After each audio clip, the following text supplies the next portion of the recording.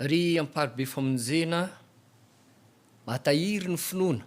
mifankaty miasa amin'ny fahazotoana ho aminareo mandrakarivany ny fahasoavana sy ny fiadanana avy amin'Andriamanitra raintsika sy Jesosy Kristy Tompo. Amen. Andesika riavana idera sy ame voninahitra an'Andriamanitra amin'ny Salamo 500 ka ny 1 ka hatramin'ny 5. Amin'ny anarany Tompo, midirahany Jehova miantsoa ny anarany, atao fantatra any amin'ny firenena ny asany, mirao azy, mankalaza azy, saintsainy ny fahagagana rehetra ataony. Ataovy ho rerianareo ny anarany masina, ako hifaly ny fony izay mitady an' Jehova. Mitadiavan' Jehova sy ny heriny, ka tsy ho mandrakariva ny tavany. Tsarovy ny asa mahagaga nataony,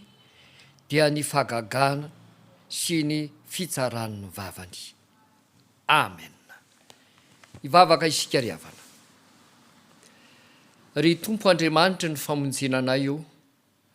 indreto izahay ao anatin'izao fitaovan-tserasera mpitaindavitra izao, maneho ny fiderana sy ny fisaorana ary ny fankalazana anao,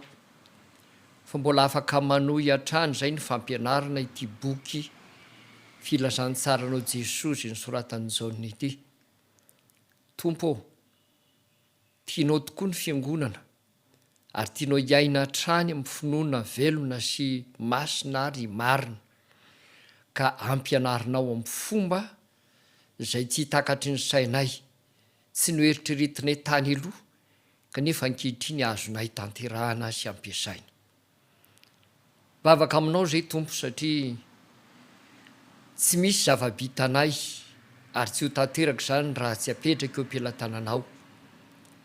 Koa dia ianao izay tompony asa no ahatanteraka sy alavirary sy sitrakao, ary ny fanainao masina no hitaridalana anay. Ameny ny fo amam-panana izahay izay hitondra ny fampianarana, ampitaina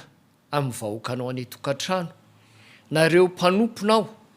izay any tokantrano mandray izao fampianarana izao. Andriamanitry ny lavitra sy ny akaiky tokoa ianao Tompo, hitanao ndray maka izahay ao anatin'ny fanatanterahana izao fotoana sarobidy izao. Dia meteza eo anivinay mandrakariva Tompo, fa amin'ny anaranao Jesosy, lay lohan'ny fiangonana, Tompo ny finoanay sady mpanefa azy, no entinay manisy manao izany vavaka izany. Misaotra mpamonjy eo. Amen. Dia fifaliana lehibe ho antsika mpianakavy finoana eto amin'ity fitandremana amparibe famonjena ity,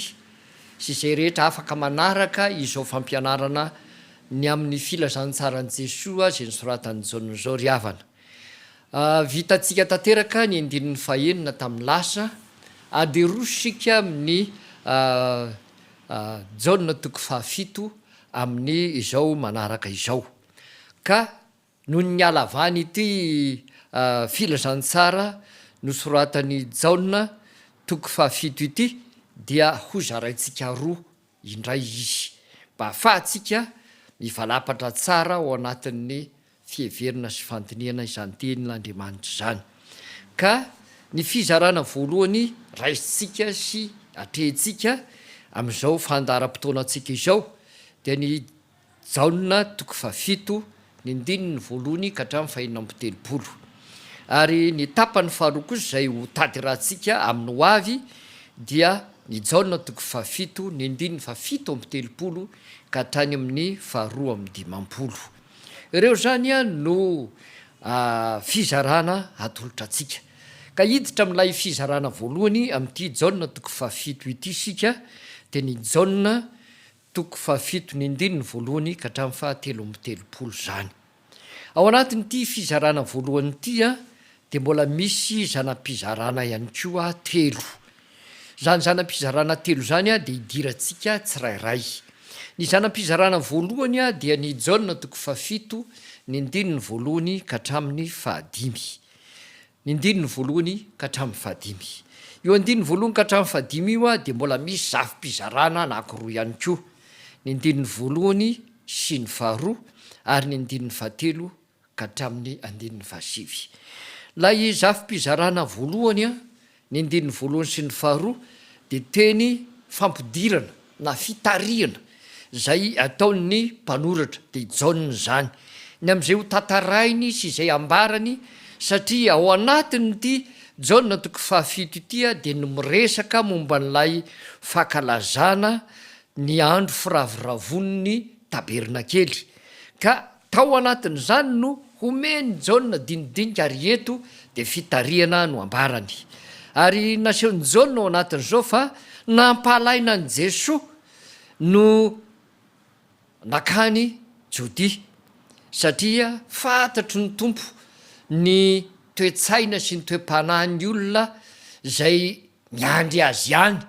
fa te hamono azy ny olona ka dia nalaina izy a ka mbola nijanona kely tao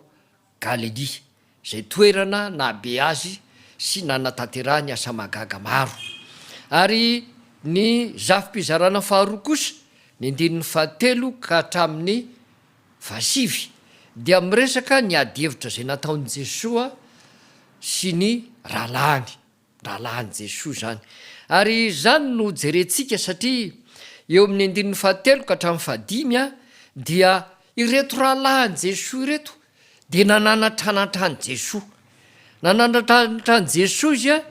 satria hita ny zavatra rehetra nataony Jesoa tao amin'ny faritry Galilia tao ary aterak'izay fahitany an'izany a dia ohatrany somary nanao teny tsy dia nafinaritra loatra izy raha ohatra ka vakina ny teny satria izany fananarana nataony zany a de fantatra tsara fa tonony ohatrany misy fanomezantsiny ary ohatrany taona sahady an' Jesosy Kristy izy a mba handeha ary ohatrany manery mihitsy azy hoe mandehana ianao makany Jerosalema mba iseho iariary amin'ny olonany de Jesoa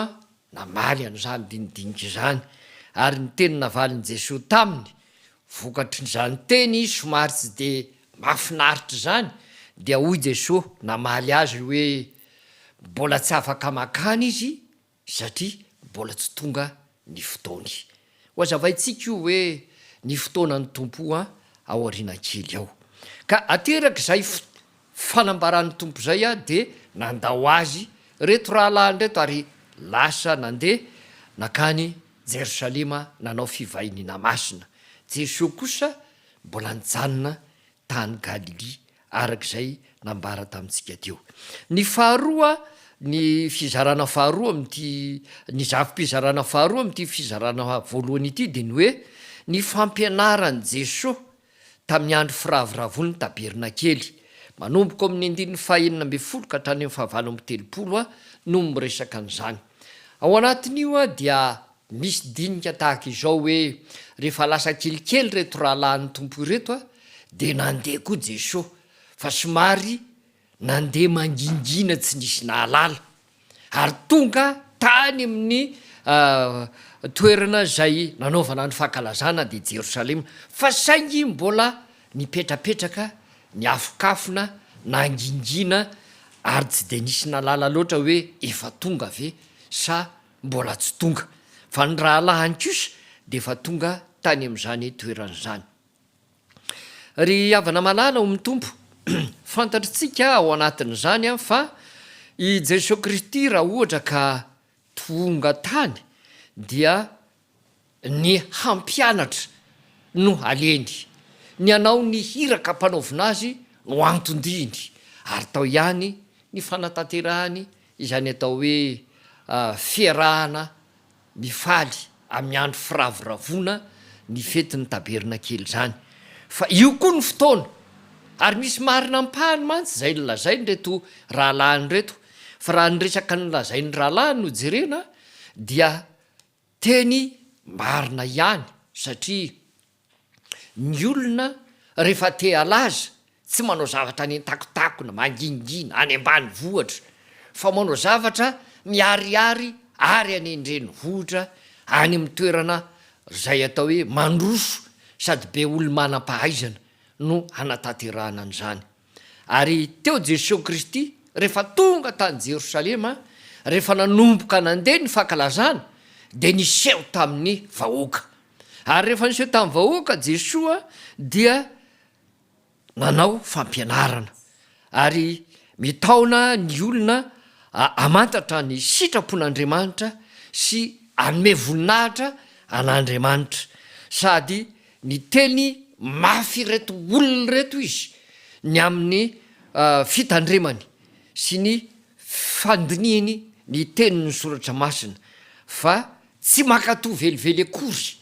ny lalàn'ny Mosesy izy zay mitaona azy mba hanatanteraka ny sitrapon'Andriamanitra ary mba hanome voninahitra an'Andriamanitra tsy manatanteraka zany loatra reto jiosy reto tao Jerosalema fa nanao zany zavatra zany amin'ny zavatra ivelambelany fotsiny ihany ka Jesosy rehefa nampianatra azy de nitaonany zany ary niseho tamin'izany ary zany na tonga ny hoe rehefa nampianatra Jesosy dia naneo marimarina tokoa satria mifamaly aminy vahoaka ny amin'izany fampianarana zany de nasehony Jesosy Kristy fa ny fampianaran' Jesosy Kristy de avy amin'Andriamanitra ray avy amin'Andriamanitra ray ny fampianarany fa tsy avy amina olona akory na nampianarin'olona akory na nampitainy olona taminy akory de hitantsika eo amin'ny Jaona 7 manomboka amin'ny 9 ka hatramin'ny 4 de miresaka zavatra maromaro ny tompo ao zany ny ilazany amin'le fampianaranya dia nanehoany zay niaviny zany fampianarana zany sy ny hevitra azo oentina atakarana sy atsapana izany fampianarana zany eo amin'ny 9 ka hatramin'ny 20 no ahitantsika an'izany ny faharoa manarakaraka zany dia tsy mahalala ny tena hevitry ny lalàny jiosy akory ireto jiosy ireto zay lalàna nomeny Mosesy azy na ny heviny aza tsy fantany satria raha fantany ny hevitra zany dia tsy nanohitra any Jesosy izy ao amin'ny 9 ka hatramin'ny 4 no iresahana an'izany ary raha miresaka tsika ny amin'ny hoe avy amin'Andriamanitra ray ny atao hoe fampianaran' Jesosy Kristy de hazavain'ny tompo zany eo amin'ny 5 ka hatramin'ny 1 avy amin'Andriamanitra ray io fampianarana io ahoana moa zany de eo indrindra no ilazany Jesosy hoe diso hevitra ny amin'ny Mesia mihitsy ireto jiosy ireto ary izany ny tsy atakarany ary tsy alalany ny fampianarana netiny Jesosy sy ny nambarany Jesosy ka mahatonga azy mandahany Jesosy ao anatiny zao fionany sy fiarahany ary inony ny fampianarany tompo zao eo amin'ny 5 ka hatramin'ny 7 no miresaka an'izany ary Jesosy Kristy de namaly azy ireo satria izy ireo de tao anatin'ny fianonany zany de nametraka adievitra ary azo lazaina fa ny apanga sy nanaratsy mihitsy akoatrany hoe fandavany zany atao hoe fampianarana netiny tompo izany de ao anatiny 9 ka hatramin'ny 7 Jesosy Kristy mamaly azy ireo ary manitsy ny hevitra diso zay tao aminy hevitry ny vahoaka maro sy zay atao hoe nampisarakhevitra azy ireo de hita ao anatiny zany dinidinika rehetrarehetra zay nylazainy zany fa ireo olona ireo tao anatiny zany fampianarana nomeny Jesosy azy izany zay tsy vitany hoe nolavony fotsiny fa te hisambotra ny tompo mihitsy izy teo anatrehan' zany saingy zao mbola nisy tahotra teo aminy anyka tsy sananao herisetra tamin'i Jesosy teo anatrehan'izany tsy fifaliany te hisambotra an' Jesosy Kristy zany eo amin'izany fampianarana ataon'ny tompo zany dia nasehony Jesosy Kristy koa ary zany mbola niteraka n'lay atao hoe atezerana teo amin'reto jiso ireto avy amin'Andriamanitra ny neviany Jesosy avy amin'Andriamanitra ny fampianaran' Jesosy ny sitrapon'Andriamanitra no lazainy Jesosy ary fanomezam-boninahitra an'Andriamanitra no asehony ny fampianaran'ny tompo ary eo amin'ny teny farapariny ao anatiny zany dinidinika sy ady hevitra zany de ambaran' Jesosy ndray eo amin'ny 9 faharoa amby 30 ka hatrany amin'ny fahenina amby telopolo ny amin'ny iverenan'i Jesosy Kristy indray any amin'ny ray any an-danitra zany. Ary zany indrindra na tonga an'ireto olo reto vo maika tezitra satria eo no ahitany fa hoe tena milaza zavatra hafa mihitsy ity olo ty tsy taka ny fandrehtsika entin'ireo mpampianatra teto amintsika hatramin'izay. Atreo zany a no lazaina sy resana ary raha mitinana sy anambarana amin'ny fomba tsotra sy azahoantsika izany Jaona 7 ny andininy voalohany ka hatramin'ny fahenina amby telopolo izany. Fa andeha kosa sika iroso amin'ny fanazavana ny teny sarotra sy ny famaliana ny fanontaniana. Ety am-piandohana dia tsara ihany no milaza fa misy ampahana fotoana zay tsy voasoratra Jaona ato anatin'ny filazantsara zay nisoratany. Ny ampaha-potoana satria raha jerena ao anatin'ny tantara ny filazantsara manontolo ry filazantsara efatreo dia misy fotoana tsy voalazan'ny Jaona satria tsy tany Jerosalema Jesosy tamin'ny Paska talohan'ity fetin'ny tabernakely ity, satria ny fetin'ny tabernakely sy ny Paska dia mielanelana 5 volana, mielanelana 5 volana. Jesosy tsy niakatra tamin'ny Paska dia tonga indray zany zao ny fotoana zay tokony akaran'izay rehetra manao fivahiniana masina ny Jerosalema satria 5 volana aorianan'ny Paska ny fetin'ny tabernakely. Ary Jesosy Kristy dia tsy niakatra tany Jerosalema tamin'ny Paska, zao tonga ty ny fetin'ny tabernakely dia zay ny ambaran'ilay fitarihany ry ambony ery hoe ary rehefa tonga zany fotoana zany dia niomakomana indray ny olona, zany hoe ny elanelan'ny Paska zany sy ty fetin'ny tabernakely ity zay 5 volana dia tsy nokasian'ny Jaona tao amin'ny tantara sy izay nisoratany. Fa nasehony kosa ao anatin'izao ny fahalaina ny Jesosy Kristy satria tsy nazoto mihitsy Jesosy ho an'ny Jodia, zany hoe ho an'ny Jerosalema zany, fa nijanona tany Galily izy. Arak'izay voalaza teo dia hoe fantany zay rehetra efa ataony reto olo reto fa nitady zay ahafaty azy ny Jiosy. Ary eto sika dia andeha anazava kely ny amin'ity atao hoe fetin'ny tabernakely ity satria fantatritsika zany kanefa dia indraindray tsy tena hazosika loatra ny votoatiny. Ny tondrana fanazavana dia ny fetin'ny tabernakely dia voalohany atserovan'ny zanak'Israely nipetrahany tao amin'ny trano ratsakazo tany anefitra nandritry ny 70 taona. 70 taona izy dia mipetraka tao amin'ny trano ratsakazo ary namboatra tranon'ilay fionana izy tao anatin'izany. Dia io tranon'ilay fionana io ny tabernakely nambara ka dia nandritry ny fotoana nipetrahany 70 taona tany dia nanao an'izany nipetraka tao anatin'izany izy ary dia tsaroana sy averiny zany rehefa tafavoaka avy eo izy ka natao fety fanaovana fivahiniana masina tany Jerosalema ary ankalazaina ao anatin'ny 7 andro zany. Zany hoe 7 andro zany nitandremana ny fetin'ny tabernakely. Zay zany no ambara amintsika. Ny faharoa zany zay lazaina dia zao fifaliana sy fisaorina no nivokatry ny tany efa tafangona sy voavoro soamatsara tafakatra avy any an-tsaha, zany koa no ankalazaina ao anatin'izany. Zany hoe ity fotoana ity koa zany dia mifamatotra amin'ny calendrier na ny tetiandro momba ny fambolena teo amin'ny Jiosy ihany koa. Ary manaraka zany dia misy moa andeha ho azavaintsika kely sy hoentina amintsika mba halalantsika azy misimisy kokoa.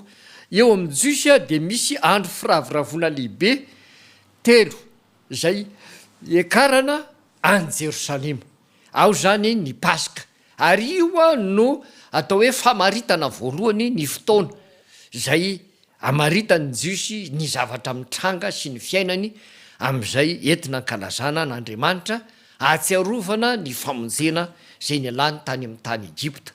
Ny Paka zany na ny Paska ho isika dia 50 andro orinan'ny paska zany a dia ny patekôty ary 5 volana ao arinan'ny paska dia ny fetiny taberna kely raha jerena zany a de any mivolana septambra anoany a no fotoam-pararano tao amin'reto jiosy reto a satria anoany zany a zany 5 volana ao arinan'ny paska zany a teo amin'izy ireo azontsika saretsaina am'izany a fa raha ohatra ka isainy zany atao hoe 5 volana zany a de 50 andro zany hoe 50 andro tao arinan'ny paska zany a zao fankalazana ny fetiny taberna kely izao andeo sika androso amin'ny manaraka indray ny teny sarotra ihany ko zany a zay mahalasa ny eritreritra satria misy fotoana miverimberina izy ity de le nilazan'ny tompo ary valim-panontaniana ny meny jesoa nyreto rahalany reto hoe ndao andeha sika fa maninona ianao no sinsisa mety ho azontsika saretsaina ny dinidinika fa zay le nilazaina tamintsika teny am-piandohana hoe nanery an jesoa andeha avy atrany hoany jerosalema anao fivahinana masina ireto rahalany reto jesoa nefa namaly manao hoe mbola tsy tonga ny fotoako fa nenareo de eo aminareo foana ny fotoanareo fa jesoa zany manana ny fotoany ka inona moa zany fotoana ny jesoa zany rehefa milaza n'izay teny hoe mbola tsy tonga ny fotaoko jesoa dia zao ny votoatikevitra asehonyzany ny fotoana isehony ho mesia sy ny anatanterahany zany asa mesianika zay atongavany aty ambany masoandro no lazainy am'izany ka tondron'io ireto teny reto nde ho raisitsika satria nisy efa mandalovantsika tany ilotany ao amin'izao toko faharoa ery amin'ny andininy faefatra tapany faharoa ery a de ny teny an'io jesoa satria nanatona azy maria reniny jesoa zany de ny teny manao hoe lany ny divaika karakara ao ahoana inona no atao de jesoa moa ny teny haitsika tsara ary tsaroantsika hoe raha vehivavy moa fanina akory zasenao mbola tsy tonga ny fotaoko de maria moa ny teny tamin'ireo oloreo hoe zay ambarany aminareo a de taterao ary karakarao eo zany a de asehony jesoa tsy ny olona no mibaiko tsy ny olona na ny etaetan'ny olona na ny atezeran'ny olona na zay mety ho faneren'ny olona azy no mibaiko azy amin'ny fanatanterahany asany fa manana ny fotoanany izy arak'izay fandaminany sy ny fanendreny zany fotoana zany a mba hanatanterahany asa arak'izay fa nandaminan'andriamanitra mialoha zany fotoanany zany ka raha tsy ny tonga zany tsy manatanteraka jesoa na misy zavatra goavana tahaka ninona azy andengia aka ohatra anankiray de tahaka zany fa mbola lalovantsika iny any amin'ny toko faraiky mbe folo ohatran'izany nge marta sy maria narary mafy ny anadany de niantso an jesoa izy ary zay le teny dinidinika nataony hoe raha teo anao de tsy maty ny anadahako kanefa dia tsy tonga jesoa efa maty fito andro izy a vo tonga jesoa zay zany lay teny voalohany fa eto zany a de misy teny faharoa ndray hoe mbola tsy tonga ny fotaoko zay zany a no ambaran jesoa ka zay fotoanan jesoa mbola tsy tonga zay zany a de io no aseho eo hevitra hoe lay isehony mamesia azy a no ambara sy lazaina ary tantaraina zay zany a lay asehon'ny tompo amin'n'ilazany an'ity hoe mbola tsy tonga ny fotaoko ity ny manaraka an'izay a dia ny filazanany amin'ny hoe rahalahan jesoa malasa nyeritreritra ny olona mantsy io ary indrindrindrindra reo raha vavitsika mpiara mivavaka miombona amintsika de mieritreritra ny hoe io ambary hoe rahalahan'ny tompo a de tsy tena rahalahany akory satria zay nilazana an'le hoe immaculé conception i marie virjiny niakatra tany an-danitra zany hoe virjiny hatramin'ny voalohany ka virjiny hatramin'ny farany eto nefa de misy firesana mombany hoe rahalahan'ny tompo de tonga am'izany ny saina sy nieritreritritsika hoe fangata ao aorinan' jesoa de mbola niteraky maria no lazaina fa misy rahalahany de misy tokoa rahalahan'ny tompo ray tapo aminy ary misy aza ireo ray tapo aminy misy vehivavy koa araky ny voalaza ao anatin'ny soratra masina fa saingy manjavozavo ny filazana azy ka raha tsy jerena amin'ny etsipriiny tsy azo zany filazana sy resaka ary dinidinika zany ka eto zany a dia ho an'ny olona tsy manaiky ny hoe nanandrala raitapo Jesoa de nanambarany aminy hoe cousin Jesoa ireo fa tsy rahalahy raitapo aminy. Rehefa jerena zany a ny cousin Jesoa dia i Jakoba sy Jaona zanaky Alfeo, ireo de mpianatry Jesoa reo tao anatin'ny 12 lahy. Ka raha lazainy eto zany hoe rahalahin Jesoa de mbola tsy nino azy dia tsy manondro velively any Jakoba sy Jaona zany. Ary zay zany midika fa tsy marina raha izay no fampianarana entina ny aminy hoe tsy nanana raitapo aminy Jesoa, fa nanana raitapo aminy Jesoa. Ary reo raitapo amin'ireo a de tsy mbola nino azy ho Mesia na Kristy. Ary ny fahitan'ireo azy aza natonga azy nanao reny teny Yeso reny,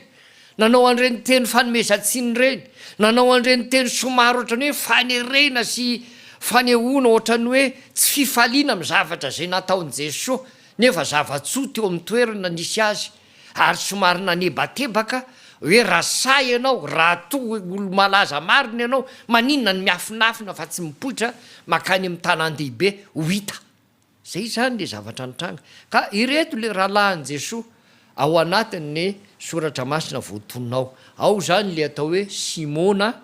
ao zany le atao hoe Jakoba, Josefa. Io Jakoba io a lay lehibe ny fiangonana tao Jerosalema aty amin'ny asan'ny apôstôly. Ary eo zany le atao hoe Joda na Jodasy, zay atao hoe rahalahin Jesoa fa rahalahy. Io no nanoratra ny epistily zay nisoratany Joda, hitatsika ao amin'ny fanekena vaovao. Ireo zany a no zavatra zay tsara ho fatarina sy ambara amintsika. Ary eto zany a de hidina avy hatrany lazany am'le hoe somary sahirana koa tsika raha mieritreritra, satria indraindray ny antsika tonga de mety ho zavatra hafa mikasika an'le hoe lalàny Mosesy zay ambara eo amin'ny 2:20 sy ny 7:20 no resahana momba an'izany. Ka ny tenin'ny Jesoa eto momba ny hoe lalàny Mosesy, ary ny andraisany Jiosy zany teny hoe lalàny Mosesy zany a tsy mamaritra velively akory ny aminy hoe ny didy folo zany. Ny didy folo tsy lalàny Mosesy. Aoko zany azava amintsika. Fa iny dia didy nomen'Andriamanitra ho tandreman'ny fireneny Israely. Ary misy lalàna samihafa zay napetraky Mosesy, nosorata Mosesy mba hahafahana mitandrina an'izany, mba hahafahana miaina amin'izany, mba hahafahana manatanteraka ny fitondrantena sy ny fanompona zay tanterahana am'ireny didy samihafa zay nomen'Andriamanitra reny ao anatin'ny didy folo zany. Ka raha miteny zany hoe lalàny Mosesy dia entina ilazana ireo teny fanentanana rehetra am'izay nataony Mosesy mba hitandreman'ny olona io didin'Andriamanitra zay nomena azy io. Zay zany ny atao hoe lalàny Mosesy. Ary ao anatin'izany lalàny Mosesy zany no misy soratra samihafa mba hahafahana mitandrina io didin'Andriamanitra io. De ny fampafantarana ireto vahoaka ireto ny am'izay sitrapon'Andriamanitra sy zay tian'Andriamanitra atao, hoentina mitondra sy mitarika ireto olo reto hiaina am'le fahafahana lay nivoahana avy tany Egypta, zay sary-pahafahana ny am'izay tena fahafahana hoentin'lay Mesia rehefa tonga ny fotoan'andro. Ary io no tsy takatry ny Jiosy fa efa tonga zany fotoana zany a, Jesosy lay Mesia, Jesosy lay Kristy, azahoana manatanteraka an'izany a, nefa dia no laviny ihany.